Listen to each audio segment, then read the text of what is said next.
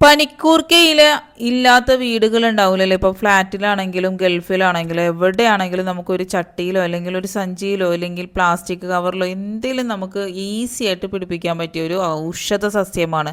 ഈ ഒരു സസ്യം നമ്മളുടെ പല തലവേദന പിടിച്ച കാര്യങ്ങൾക്കും വളരെ ഉപകാരപ്രദമാണ് കേട്ടോ. അതുപോലെ തന്നെ ആര് സ്കിപ്പ് ചെയ്യരുത്, പൂർണ്ണമായിട്ട് വീഡിയോ കാണണം. വളരെ ഉപകാരപ്രദമായ നല്ലൊരു വീഡിയോയുമായിട്ടാണ് ഞാൻ ഇന്ന് വന്നേക്കുന്നത്. സ്കിപ്പ് ചെയ്താൽ നിങ്ങൾക്ക് പല കാര്യങ്ങളും ഈ ഒരു വീഡിയോയിൽ നിന്നും മിസ്സായി പോകുന്നതാണ് കേട്ടോ. അപ്പോൾ സിമ്പിൾ ടിപ്സ് ഈസി ലൈഫിലേക്ക് എല്ലാ കൂട്ടുകാർക്കും സ്വാഗതം. നല്ലൊരു ദിവസം നേർന്നുകൊണ്ട് നമുക്ക് നമ്മുടെ വീഡിയോയിലേക്ക് പോവാം. ആദ്യമായിട്ട് ഈ ഒരു പനിക്കൂർക്കയില നല്ല വെയിലുണ്ട്, ഇപ്പോൾ വേണമെങ്കിൽ വെയിലത്ത് വെച്ച് ഉണക്കാം, ഇല്ലെങ്കിൽ എയർ ഫ്രയറിൽ വെച്ചിട്ട് ഉണക്കാം, ഇല്ലെങ്കിൽ ഇതുപോലെ ഒരു ചട്ടിയിൽ വെച്ച് കൊടുത്താൽ ഇതുപോലെ നമുക്ക് നല്ലതുപോലെ തന്നെ പൊടിഞ്ഞ് കിട്ടുന്ന രീതിയിൽ ഉണങ്ങി കിട്ടും കേട്ടോ.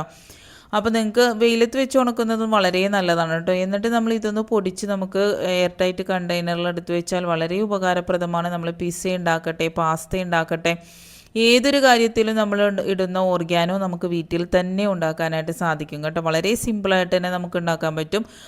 അതിൻ്റെ ഒരു നല്ലൊരു ടേസ്റ്റ് തന്നെ ഇതിന് കിട്ടുന്നതാണ് കേട്ടോ. ഇനി ഞാൻ പറഞ്ഞു തരാൻ പോകുന്ന ഒരു കാര്യം കിഡിലൻ ഒരു സൂത്രമാണ് കേട്ടോ. നമുക്ക് അലർജി പ്രോബ്ലം കൊണ്ട് ബുദ്ധിമുട്ടുന്നവർക്ക് വളരെ നല്ലതാണ്. ഒരു നുള്ള് മഞ്ഞൾപ്പൊടി നമ്മളുടെ വീട്ടിൽ പൊടിക്കുന്നതാണെങ്കിൽ അത്ര നല്ലത്. അതിലേക്ക് നമ്മൾ ഈ ഒരു പനിക്കൂർക്ക ഇല പൊടിച്ചത് കൂടിയിട്ട് കുറച്ച് തേനും കൂടെ മിക്സ് ചെയ്ത് എല്ലാ ദിവസവും രാവിലെ വെറും വയറ്റിൽ കഴിച്ചു നോക്കും.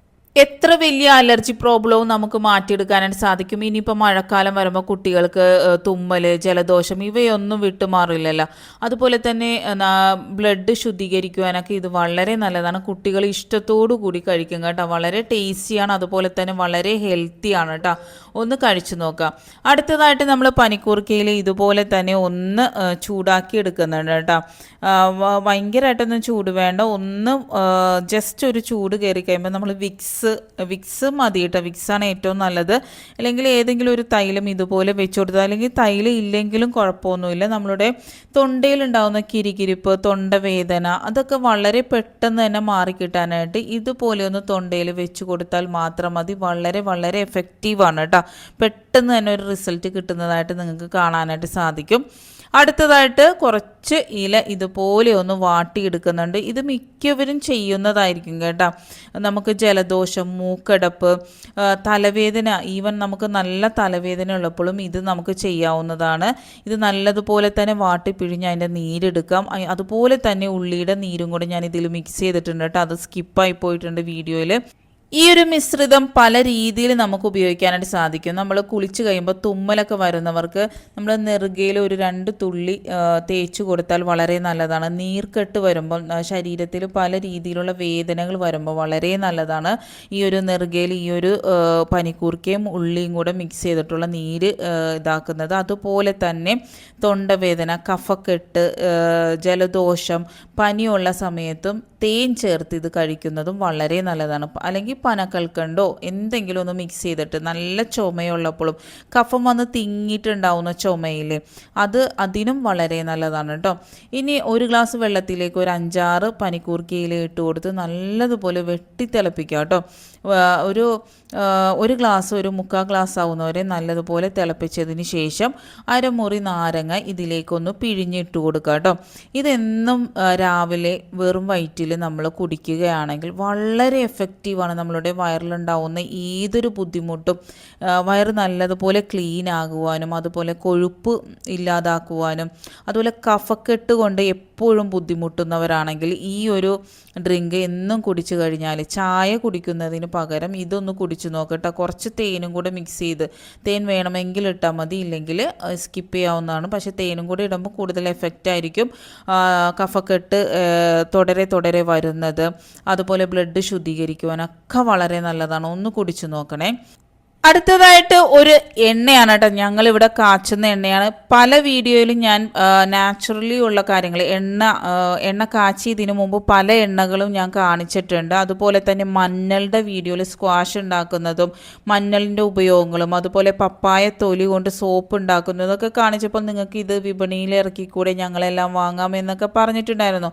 ഇത് ഓൾറെഡി നമ്മളുടെ എന്താ പറയുക, വിറ്റുകൊണ്ടിരിക്കുന്ന, നല്ല സെയിലുള്ള, വിദേശത്ത് വരെയും പോയിക്കൊണ്ടിരിക്കുന്ന ഒരു എണ്ണയാണ് കേട്ടോ. ഇത് എന്താ പറയുക, അത്രയും റിസൾട്ട് കിട്ടി, നല്ലൊരു റിസൾട്ട് കിട്ടിയ ഒരു എണ്ണയാണ് ഞാൻ നിങ്ങളുമായിട്ട് പരിചയപ്പെടുത്തുന്നത്. ഇതിൽ ചേർക്കുന്ന മരുന്നുകളെല്ലാം നിങ്ങൾ കണ്ടില്ലേ. ഞാനിവിടെ പ്രൂഫ് സഹിതം അങ്ങാടിക്കടയിൽ പോയി മേടിച്ച് കഴുകി വൃത്തിയാക്കി നല്ല രീതിയിൽ അരച്ച് അതുപോലെ തേങ്ങാപ്പാലൊക്കെ ചേർത്ത് നമ്മളുണ്ടാക്കുന്ന പരിശുദ്ധമായ, അതുപോലെ തന്നെ നമ്മൾ എണ്ണയാണെങ്കിലും കൊപ്ര ആട്ടിയെടുക്കുന്ന സ്ഥലത്ത് പോയി വാങ്ങി എല്ലാം പെർഫെക്റ്റായിട്ട് ചെയ്യുന്ന ഒരു എണ്ണ തന്നെയാണ് ഈ എണ്ണ. നമുക്ക് തേച്ച് കഴിഞ്ഞാലുള്ള ബെനിഫിറ്റ്, ഇതിൽ ചന്ദനം, വെള്ളച്ചന്ദനം വരെ നമ്മളിതിൽ ചേർക്കുന്നുണ്ട് കേട്ടോ.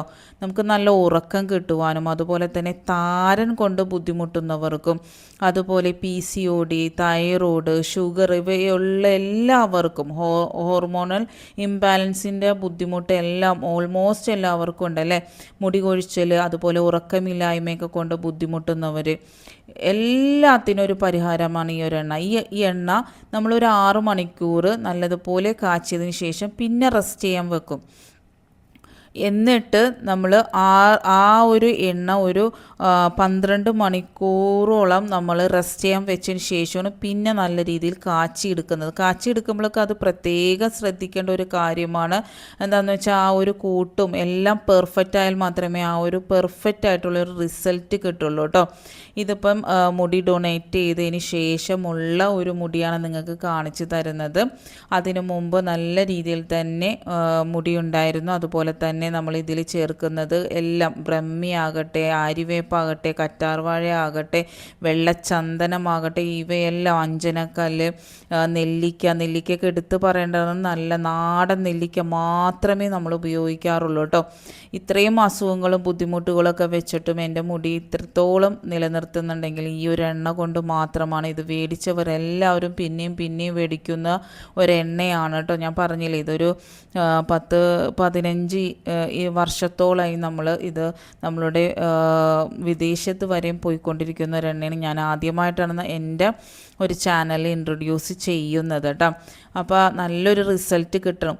നിങ്ങൾ ആവശ്യമുണ്ടെങ്കിൽ ഈ ഒരു വാട്സപ്പ് നമ്പറിൽ കോൺടാക്റ്റ് ചെയ്താൽ മാത്രം മതി. വാട്സപ്പ് നമ്പറിൽ മാത്രം കോൺടാക്റ്റ് ചെയ്യുക, ഡയറക്റ്റ് കോളൊന്നും ചെയ്യരുത്. അപ്പോൾ നല്ലൊരു റിസൾട്ട് കിട്ടും. നിങ്ങൾ ഇത് ഒരു പ്രാവശ്യം ഉപയോഗിച്ച് കഴിഞ്ഞാൽ നിങ്ങൾ തീർച്ചയായിട്ടും ഇത് കണ്ടിന്യൂസ്ലി നിങ്ങൾ ഉപയോഗിക്കും. കുളിക്കുന്നതിന് അരമണിക്കൂർ മുമ്പ് തലയോട്ടിൽ നല്ലതുപോലെ മസാജ് ചെയ്ത് പിടിപ്പിച്ച് മൈൽഡ് ഷാമ്പു നിങ്ങൾക്ക് ഉപയോഗിക്കാവുന്നതാണ്. നിങ്ങൾക്ക് സമയമില്ലെങ്കിൽ ആഴ്ചയിൽ 2 ദിവസം ഉപയോഗിക്കുക. റിസൾട്ട് നല്ലതുപോലെ കിട്ടണമെങ്കിൽ നിങ്ങൾക്ക് ദിവസം ഉപയോഗിച്ചാൽ സൂപ്പറാണ് കേട്ടോ. അപ്പോൾ നിങ്ങൾ ഒരു പ്രാവശ്യമെങ്കിലും ഇത് മേടിച്ച് ഉപയോഗിച്ച് നോക്കുക, എന്നിട്ട് റിസൾട്ട് പറയാം കേട്ടോ. അത്ര സൂപ്പറായിട്ടുള്ള നല്ലൊരു എണ്ണയാണ്. അടുത്തതായിട്ട് നമ്മളുടെ തുണികളിലുള്ള ഏതൊരു വാഷിംഗ് മെഷീനിൽ തുണി കഴുകുമ്പോൾ ഏറ്റവും വലിയ ബുദ്ധിമുട്ടാണ് നമ്മളുടെ വെള്ള ഷർട്ട്, വെള്ള തുണികൾ, അതുപോലെ തന്നെ കറ പിടിച്ച തുണികളൊന്നും ക്ലീൻ ആവില്ല. നമ്മളുടെ ഷർട്ടിൻ്റെയൊക്കെ കോളർ ഭാഗങ്ങൾക്ക് ക്ലീൻ ആകുന്നില്ല. അങ്ങനെ എല്ലാ പ്രശ്നങ്ങൾക്കും ഒരു പരിഹാരം ഞാനിവിടെ ഈ ഒരു ടിപ്സ് കാണിച്ചു തരുന്നുണ്ട് കേട്ടോ. ചെയ്ത് നോക്കണം, എന്നിട്ട് അഭിപ്രായം പറയണം കേട്ടോ. 2-3 ടേബിൾ സ്പൂൺ, അത് നിങ്ങളുടെ അളവിനനുസരിച്ച് എടുക്കുക. നമ്മളുടെ ബേക്കിംഗ് സോഡ എടുക്കുക, പിന്നെ അരമുറി നാരങ്ങ എടുക്കുക, പിന്നെ നമ്മൾ ലിക്വിഡ് സോപ്പും കൂടെ മിക്സ് ചെയ്യുക കേട്ടോ. നല്ലതുപോലെ നിങ്ങളിത് ഓൾറെഡി മിക്സ് ചെയ്ത് വെക്കരുത്. നമ്മൾ എപ്പോഴാണോ ഉപയോഗിക്കുന്നത് ആ സമയത്ത് നമ്മളെടുത്താൽ മതി. ഇതിപ്പോൾ നമ്മൾ വെള്ള ഷർട്ടാകട്ടെ, അതുപോലെ തന്നെ ഇപ്പം കുട്ടികളുടെ യൂണിഫോമിലുള്ള കറകൾ, അഴുക്കുകളൊക്കെ പോകാനായിട്ട് ഈ ഒരു മിശ്രിതം ഡയറക്റ്റ് നമ്മൾ ആ ഒരു നല്ല പോലെ കറ പിടിച്ച്, ഇപ്പം വാഴക്കറ ആണെങ്കിൽ കൂടി നിങ്ങൾ ഈ ഒരു മിശ്രിതം ആ ഒരു വാഴക്കറയിലേക്ക് ഇട്ട് കൊടുത്ത് ഒരു 10 മിനിറ്റ് വെയിറ്റ് ചെയ്താൽ മാത്രം മതി. അത് ഇളകി വരുന്നതായിട്ട് കാണാനായിട്ട് സാധിക്കും. അതുപോലെ ഈ ഒരു ഷർട്ടിൻ്റെയൊക്കെ കഴുത്ത്, നമ്മളുടെ കോളറിൻ്റെ ഭാഗത്തൊക്കെ അഴുക്ക് പോകാനായിട്ട് വളരെ ബുദ്ധിമുട്ടല്ലേ. അപ്പോൾ ഒരു ബക്കറ്റിലേക്ക് ചൂടുവെള്ളം ഒഴിച്ച് അതിലേക്ക് നമ്മൾ ഈ ഒരു മിശ്രിതം ഇട്ട് ഒരു 10 മിനിറ്റ് വെയിറ്റ് ചെയ്യുക കേട്ടോ. എന്നിട്ട് നമ്മൾ വാഷിംഗ് മെഷീനിലിട്ട് കഴുകിയെടുത്താൽ മതി, അല്ലെങ്കിൽ കയ്യിൽ തന്നെ കഴുകിയെടുത്താലും മതി. പക്ഷേ നമ്മൾ കല്ലൊക്കെ ഉപയോഗിച്ച് കഴുകുന്നത് വളരെ കുറവാണല്ലേ. ഇപ്പം നമ്മൾ ഫ്ലാറ്റിലൊക്കെ താമസിക്കുന്നവർക്കൊക്കെ വളരെ ബുദ്ധിമുട്ടാണ് കല്ലിലിട്ട് കഴുകുക എന്നൊക്കെ പറഞ്ഞാൽ വളരെ പാടായിട്ടുള്ളൊരു കാര്യമാണ് കയ്യിലിട്ട് കഴുകുക. അപ്പോൾ വാഷിംഗ് മെഷീനിൽ തന്നെ നിങ്ങൾ ഇത് മിക്സ് ചെയ്ത് ഒരു 10 മിനിറ്റ് വെക്കാൻ പറ്റുമെങ്കിൽ അത്ര നല്ലതാണ് കേട്ടോ. എന്താണെന്ന് വെച്ചാൽ നല്ല വെട്ടിത്തിളങ്ങുന്ന രീതിയിൽ നമുക്ക് ആ ഒരു തുണി കിട്ടുന്നതാണ്. അതിപ്പോൾ ഏതൊരു ആണെങ്കിലും നല്ല കട്ടക്കറ, ഇപ്പോൾ വാഴക്കറ എന്നൊക്കെ പറയുമ്പോൾ നല്ല കട്ടക്കറയായിട്ട് വരുമല്ലോ. അപ്പോൾ ഈ ഒരു മിശ്രിതം ഡയറക്റ്റ് അതിലൊന്ന് തേച്ച് വെച്ച് കൊടുത്തിട്ട് കഴുകിക്കളയുകയാണെങ്കിൽ നല്ലതുപോലെ പോകും. ഇപ്പോൾ ഷർട്ടൊക്കെ ഇതുപോലെ അല്ലെങ്കിൽ തോർത്ത് നമ്മളുടെ ഉപയോഗിക്കുന്ന തോർത്തുകളൊക്കെ ക്ലീൻ ആക്കാനാണെങ്കിൽ ഇതുപോലെ ചെയ്താൽ മതി. ഒരു ബക്കറ്റിൽ ഇതുപോലെ മുക്കി വെച്ചിട്ട് നമ്മൾ ഇതുപോലെ വാഷിംഗ് മെഷീനിലിട്ട് ഒന്ന് ജസ്റ്റ് കഴുകിയെടുത്താൽ മാത്രം മതി.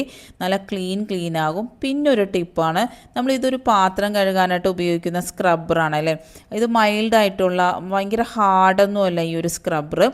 അത് നമ്മൾ ഈ ഒരു തുണി കഴുകുമ്പോൾ ഇട്ട് കൊടുത്തു കഴിഞ്ഞാൽ നമ്മളുടെ കോളറിലൊക്കെ ഉണ്ടാവുന്ന അഴുക്കില്ലേ, കൈഭാഗത്തുണ്ടാവുന്ന അഴുക്ക്, ഇവയെല്ലാം പോകാനായിട്ട് ഇത് ഹാർഡല്ലാത്തത് കൊണ്ട് തന്നെ തുണിക്ക് യാതൊരു സൈഡ് എഫക്റ്റും ഉണ്ടാവില്ല. തുണിയുടെ ആ ഒരു പൂട പൊന്തോ അങ്ങനെയൊന്നും നിങ്ങൾ വിചാരിക്കേണ്ട.